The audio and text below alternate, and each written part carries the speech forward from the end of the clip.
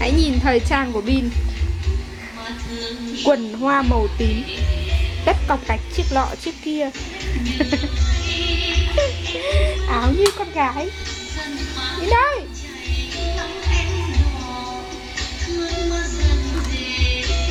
Bin gọi điện thoại cho em yêu đi. Gọi đi, alo. Ủa không cho vào mồm đâu.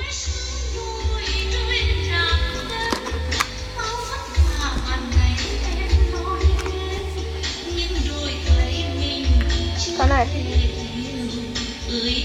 Đi đây. Leo leo leo leo. Leo leo leo leo.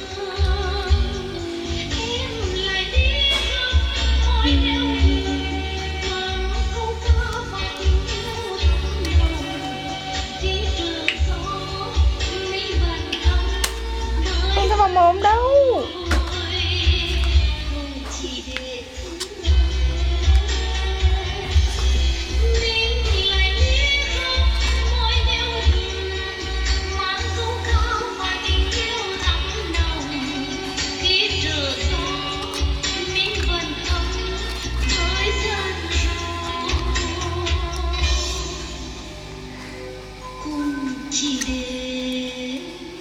Nào.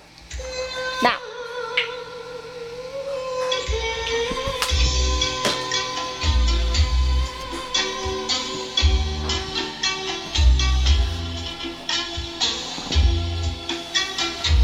Quay vào đây.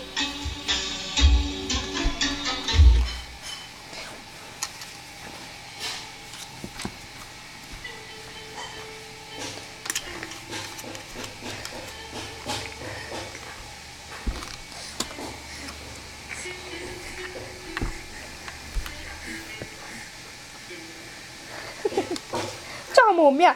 Có thế nào?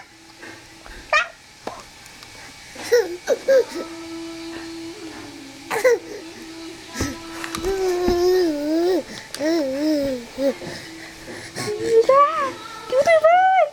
Cứu tôi với. Đừng tấn công tôi này. À, ê, đi nè.